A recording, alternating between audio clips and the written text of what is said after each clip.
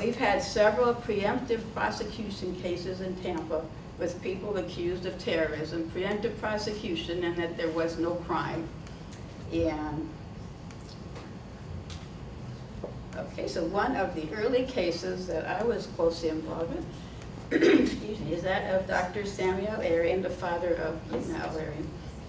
Now, he was a colleague of mine. Excuse me, a colleague of mine at University of South Florida, and he also lived near me in the same community.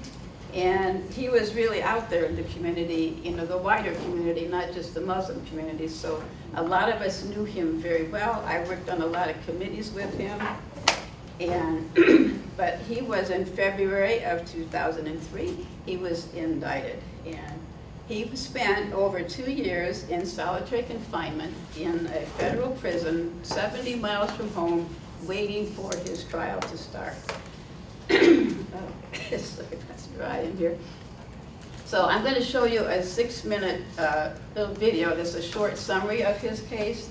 And most of these clips come from a video called USA versus Al-Arian, which is an award-winning video. It's a documentary from his family's point of view. And I really recommend you watch it, not just because the filmmaker Lena Halvorsen is Norwegian, but because it's a very good video. It's free to watch on YouTube, my Norwegian. So. Did you say that again? Or you didn't show Yeah, it's USA versus Al-Arian is the name of it. And that's what we at the end. You'll see a lot of it at the end of this. Now.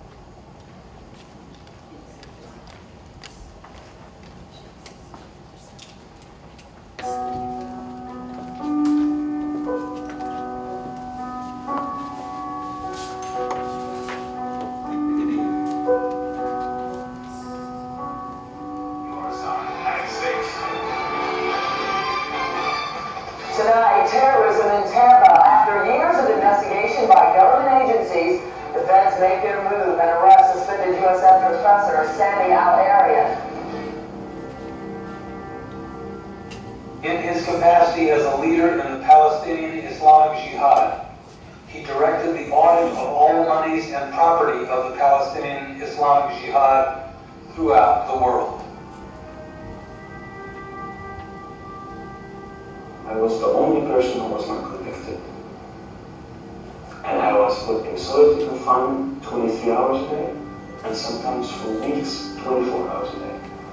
I wasn't allowed even to see my therapist when she comes in. I wasn't allowed to call my family. For 6 months, I wasn't allowed to make a single phone call. Al-Arian arrived in court this morning before 9 a.m. under heavy security for a trial that's gained national and international attention. Al-Arian's defense attorney says this case is about a basic American right, the freedom of speech. This is the First Amendment case, and that you have the right to be a member, you have a right to be a supporter, you have a right to take positions based on the violence. This is all First Amendment stuff. This is pure First Amendment stuff.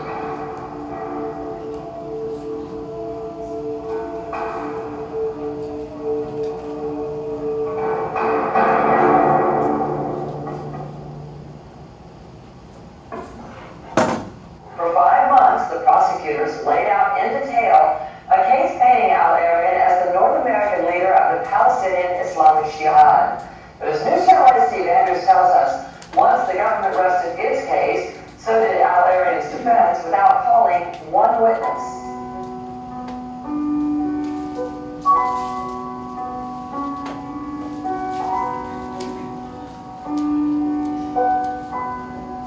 The United States of America versus Sami Al-Arian. I'll read the paragraph for which we have a verdict. As to the offense of conspiracy to murder or maim persons at places outside the United States We, the jury, find the defendant, Sami Al-Arian, not guilty. The judge started reading 20 minutes of not guilty verdicts. It was unbelievable. There was not one guilty verdict in 51 counts for 4 of these men. That's 200 counts. They didn't have a guilty verdict.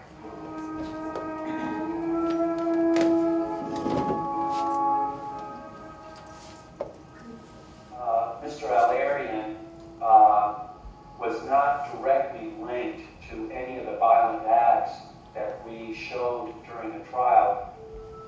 Prosecutors admitted their case lacks hard evidence linking any of the defendants to those violent acts, but they say that in a conspiracy, such evidence is not required. Why did you vote not guilty on every count? I didn't see the evidence. There was no evidence against these guys. Not enough. You know, a lot of it, I felt it was hearsay. What would it take it for a guilty verdict? Evidence. No tomorrow, no tomorrow. When I find it kind of funny, I find it kind of sad. The dreams in which I'm dying are the best I've ever had. I find it hard to tell you, I find it hard to take. When people run in circles, it's a very, very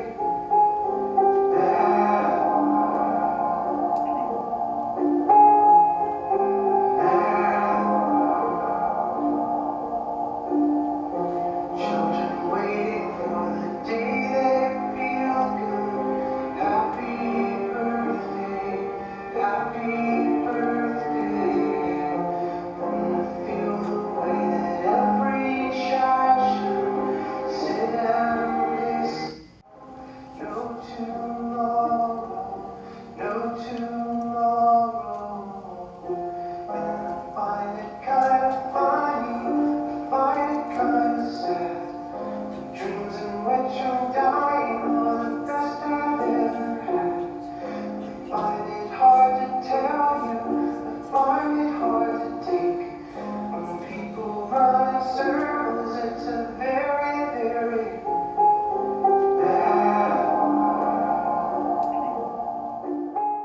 So Dr. Al-Arian had 3 co-defendants in his trial. Okay, so all of them were acquitted of all terrorism charges by the jury, but 2 of them ended up being deported anyway, and as you saw, Dr. Al-Arian was one of them. And that was Lena and her two of the grandchildren there, that last picture. Another of the co-defendants spent another 3.5 years in prison in the CMU part of the time, but now he's a free man and actually works for our coalition. And so only one of the 4 actually went free after the trial and went home with no strings attached. This case was a very important one for the government. They put everything they had into it. They spent over $50 million on this case. And in these cases, when a Muslim is accused of terrorism, they almost never win. I mean, the government wins about 98% of the time. And there was not very much justice in this case, but what was important is that the defendants actually won. And this was in Florida, of all places. I don't know if you've ever been to Florida. It's not particularly progressive. You probably hear about it on all the late night shows. So. But anyway, these 4 men won. And so the question is, what could account for this win? And I think personally that one factor in Dr. Al-Arian's trial was the length of the trial. So the jury listened to this so-called evidence for 6 months. And as you heard, none of it incriminated any of the defendants in any way. But it gave the jurors a lot of time to listen, to think about the evidence, see what the government is doing, and come to their own conclusions.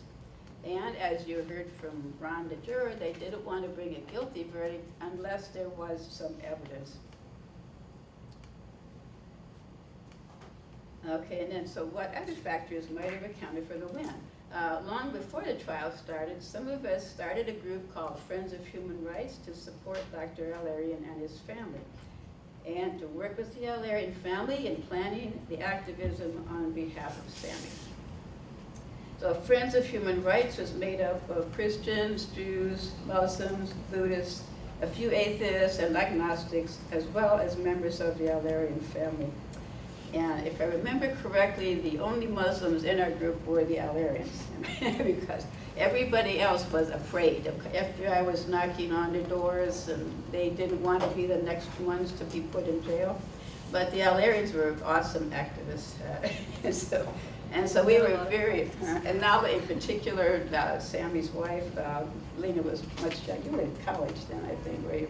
So, but we were very active. At the meetings, Mel. You were at the, yeah, you were getting a master's at the same time.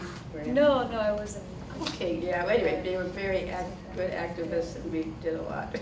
So some of the things we did, we held demonstrations on the streets. We were in front of the courthouse, in front of the jail. We held press conferences. We met with the editorial board of the St. Pete Times. We wrote letters to the editor. We spoke on the local alternative radio station. And we met with senators and representatives. We held a lot of educational events to provide information to people about what was happening to Dr. Al-Arian, a lot of which was very, very bad. Among other things, you remember that he was in solitary for over 2 years before the trial started.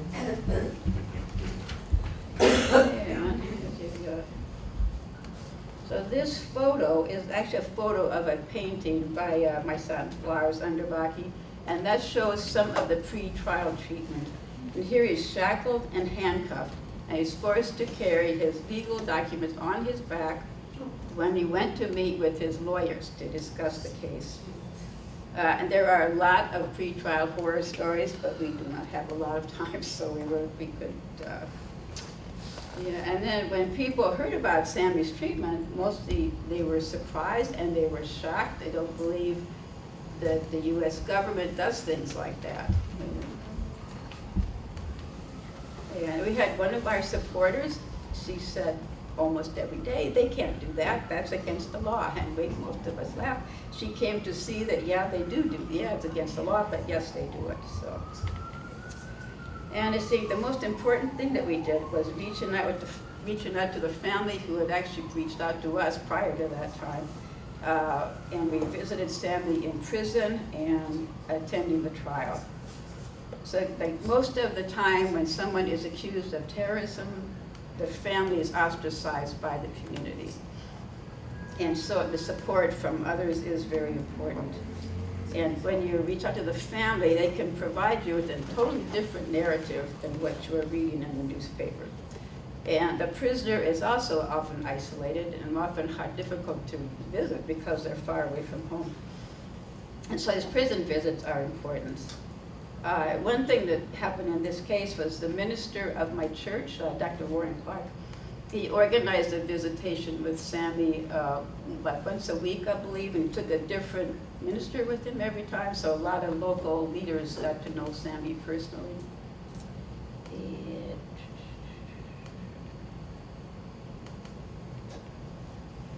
Okay, and we also had people in the courtroom every day, like I was at least part of every day. And that gives a clear message to the jurors that the defendant has a lot of support in the community among people that know them well. And every Friday, a larger group gathered outside the courthouse with this banner that says, "Everyone deserves a fair trial."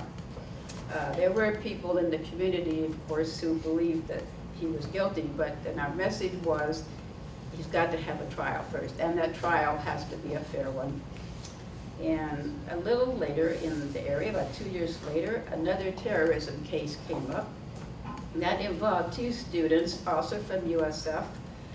One of them, Ahmed, was an Egyptian national pursuing a doctorate, and his friend Yusuf was working on a bachelor's degree at USF.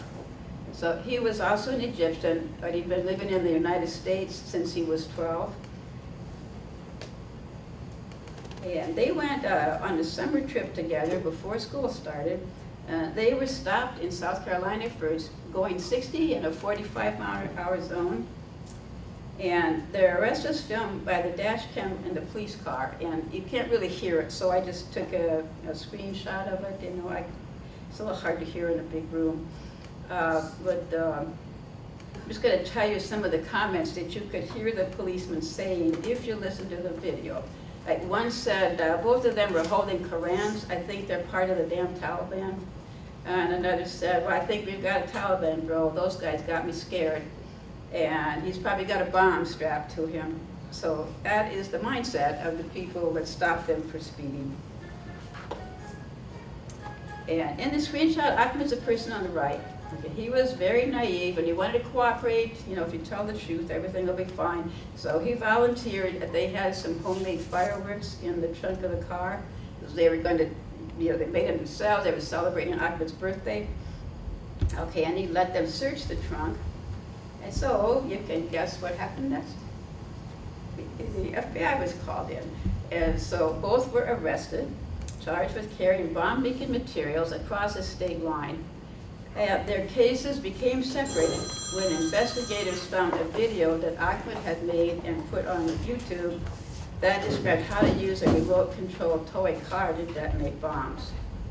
And remember, he was the Egyptian national, and he spent a year in pre-trial solitary confinement under very harsh conditions in the Orient Hill jail, where he was treated very badly.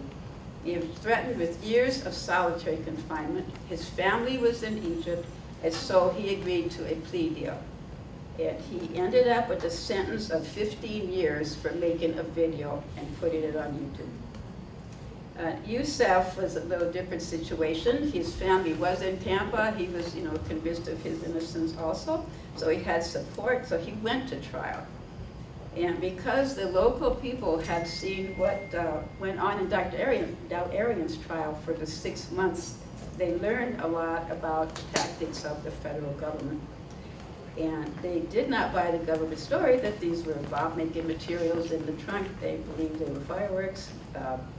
They didn't believe they were dangerous, and the marshal had even tried to get them to work, and they didn't work. And so Youssef won his case. 3 days later, he's picked up by ICE, put back in detention in the Chrome Detention Center in South Florida on the same charges from which he had just been acquitted. And he spent another year in detention, but he won his case also.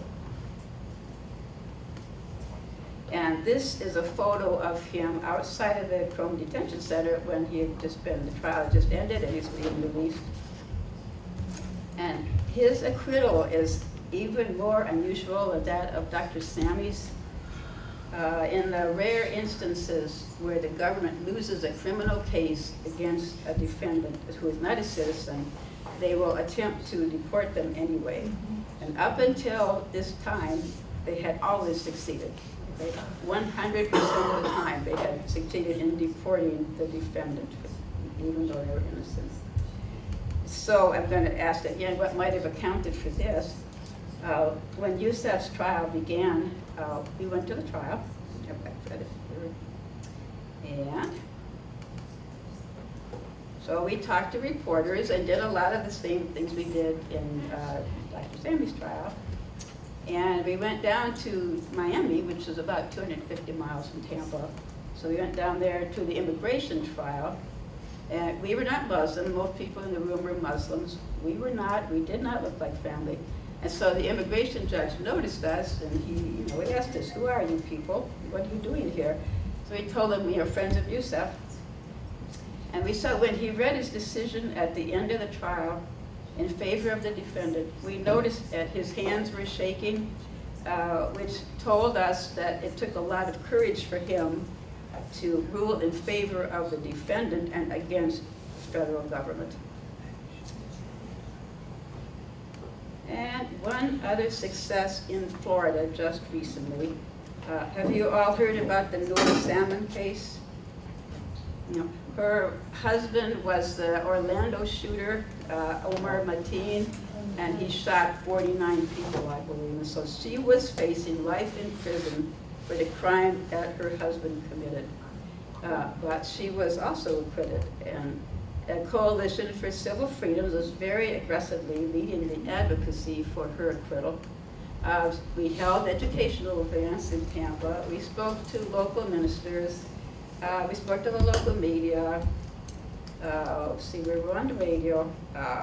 And we stood outside the federal courthouse in Orlando, which is what the photo is showing, with our fair trial banner. We talked to the reporters. The man in this photo on the right is from the Orlando Sentinel, and the photo was taken by a journalist from Telemundo.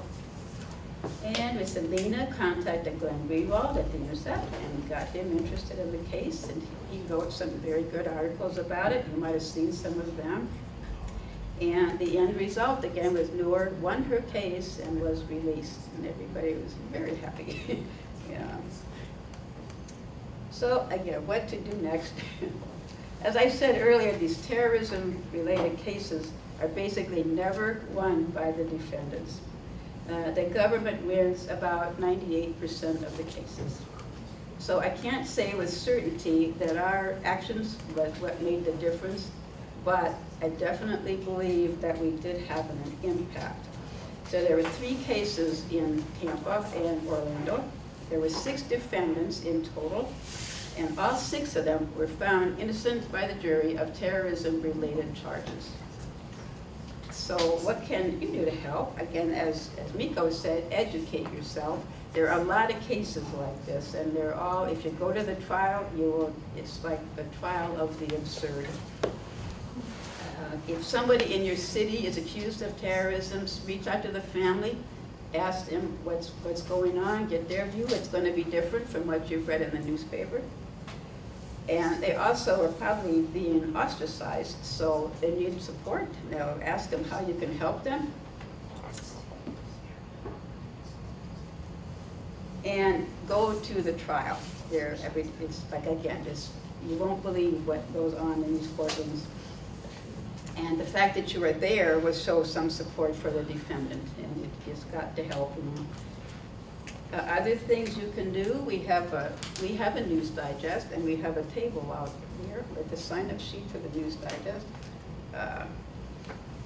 And we get a weekly, get something weekly, and keep in touch with what we're doing. If we're having events or anything like that, we do a number of things throughout the year. So, or you can also send an email to civilfreedoms@gmail.com if you don't find the news digest today.